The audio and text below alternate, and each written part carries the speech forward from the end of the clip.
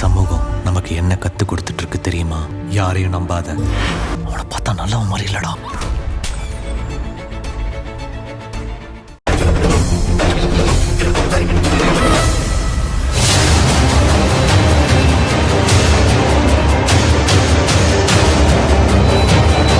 தேன்மொழி சித்தி வந்திருக்காங்க. இப்ப என்ன பண்றது? அத்தை, மாமா, இங்க வாங்க. என்னங்க? இங்க வாங்க. டேய், ஏன்டா?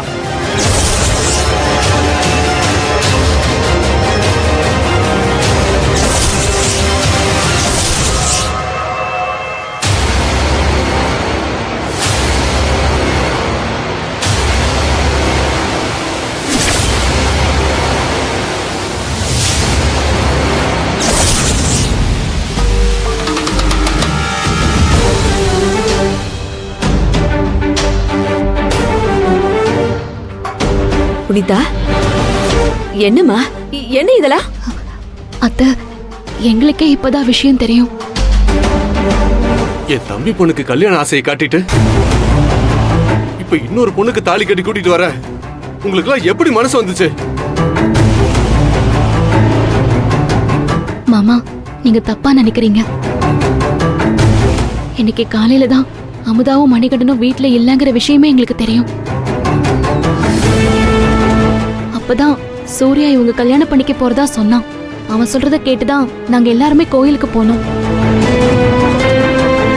அவன் தான் சொன்னான். நல்லா இருக்குமா? நல்லா இருக்கு, ரொம்ப நல்லா இருக்கு. நீ சொல்ற கதையெல்லாம் ரொம்ப நல்லா இருக்கு புனிதா. நிச்சயம் வரைக்கும் ஒரு பொண்ணை கூட்டிட்டு வந்து நிக்க வச்சுட்டு அவளுக்கு கல்யாண ஆசையும் காட்டிட்டு, அம்மாடி இனிமே இந்த வாழ்க்கை உனக்கு இல்லன்னு என்ன போய் சொல்றீங்க, அப்படிதானே?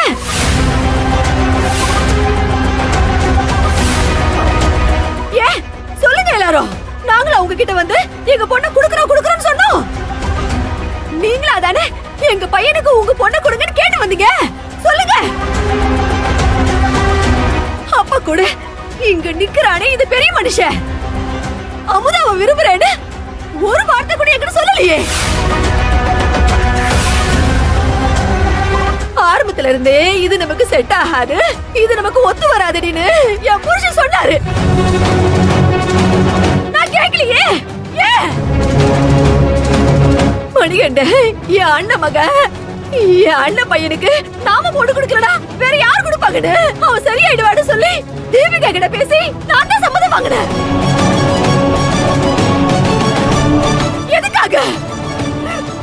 எதுக்காக? எல்லாம் என் அண்ணனுக்காக, எல்லாம் என் அண்ணன் குடும்பத்துக்காக.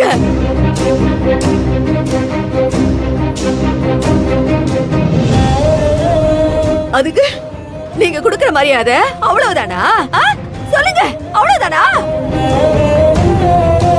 அங்க எல்லாரும் ஊரு கூட்டி கிளம்பி வந்துட்டு இருக்காங்க. தனக்கு நிச்சயம் நடக்க போகுது, கல்யாணம் நடக்க போகுதுன்னு ஆசையா கிளம்பி வந்துட்டு இருக்கா அந்த பொண்ணு. நான் என்ன பதில் சொல்றது?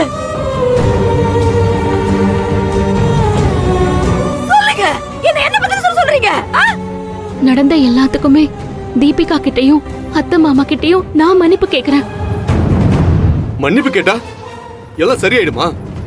சொல்லு புனிதா, எல்லாம் சரியாயிடுமா? அண்ணே, தப்புதான். ஆனா நாங்களே இதை எதிர்பார்க்கல. உங்க மகன் பொறுப்பு இல்லாதவனு தெரிஞ்சோம் இந்த கல்யாணத்துக்கு தீபிகா ஏன் சம்மதிச்சான்னு தெரியுமா? தீபிகா கிட்ட புனிதா பேசின ஒரு வார்த்தைக்காகத்தான்.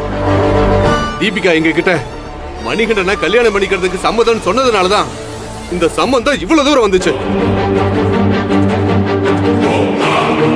இப்ப நான் தீபிகா கிட்ட போய் நான் என்ன சொல்லுவேன்? சொல்லுங்க, நான் என்ன சொல்லுவேன்? குடும்பமா சேர்ந்து எங்களை முட்டாளாக்கிட்டீங்களா? ஐயோ,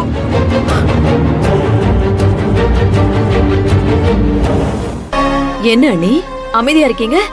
பதில் சொல்லுங்க. என் பொண்ணு தேவான சரவணனை கட்டிட்டு வந்து நின்னப்போ நீங்களா எவ்வளவு பேச்சு பேசுனீங்க? வாய்க்கு வந்தபடி எல்லாம் பேசுனீங்க, அசிங்க அசிங்கமா திட்டினீங்க. ஐயோ, இப்ப மட்டும் எதுவுமே பேசாம மௌனமா இருக்கீங்க. சொல்லுங்க, ஏன் அமைதியா இருக்கீங்க?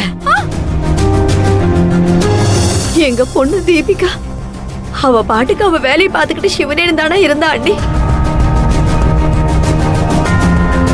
அவகிட்ட போய் உனக்கு கல்யாணம்னு சொல்லி ஆசையை காட்டி அவ ஆசையா கிளம்பி வரும்போது, அம்மாடி இந்த கல்யாணம் நடக்காது, உனக்கு இந்த வாழ்க்கை இல்லமானு எங்களால எப்படி அண்ணி போய் சொல்ல முடியும்?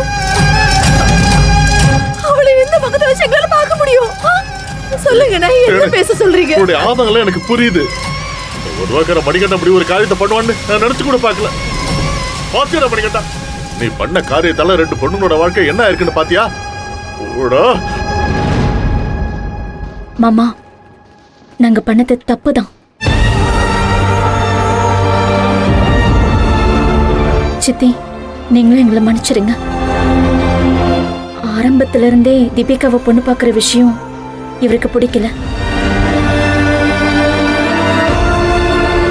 புனிதா அண்ணி கட்டாயப்படுத்தினாலதான் இவரு பயந்துட்டாரு. புனிதா, இவ சொல்றது உண்மையா? இந்த கல்யாணத்துல மணிகண்டனுக்கு சம்மதமான உன்கிட்ட 1000 வாட்டி கேட்டல, அப்பவாவது என்கிட்ட வந்து இல்ல அத்தன்னு ஒரு வார்த்தை சொல்லிருக்கலாம்ல. உன்னை எவ்வளவு நம்பின புனிதா, நீயும் இந்த அத்தையை ஏமாத்திட்டல. ஐயோ அத்தை, அப்படிலாம் எதுவும் இல்ல அத்தை. என்கிட்ட மணிகண்ட தீபிகாவை பிடிக்கலன்னு சொல்லி அவன் சொல்லவே இல்ல. நான் சொன்ன அந்த வீட்ல யார் கேக்குறா? இந்த நிச்சயத்துக்கு முன்னாடி எங்க விஷயத்த சொல்லலாம் தான் நாங்க நினைச்சோம். ஆனா இவரு விஷயம் வீட்டுக்கு தெரிஞ்சா பிரச்சனை பண்ணுவாங்கன்னு சொன்னாரு. அதனாலதான் நாங்க கல்யாணம் பண்ணிக்கிட்டோம். நாங்க பண்ணது தப்புதான், எங்களை மன்னிச்சு ஏத்துக்கங்க. இல்லைன்னா நானும் இவரும் எங்கேயாவது போயிடுறோம். போங்க, எங்கேயாவது போங்க.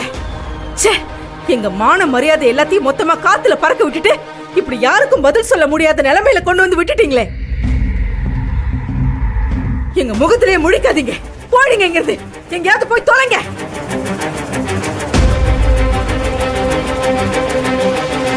அத்தை, அப்படிலாம் சொல்லாதீங்க. நீங்க கைவிட்டா நாங்க எங்கத்த போவோம்?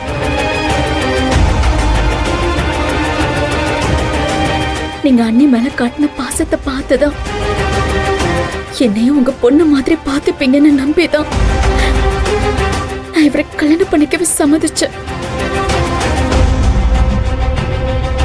நாங்க கல்யாணம் பண்ண முறை வேணா தப்பா இருக்கலாம், அதுக்காக நீங்க என்ன தண்டனை வேணாலும் கொடுங்க, நாங்க ஏத்துக்கிறோம். மரகத ரொம்ப தெளிவா தான் சொன்னா.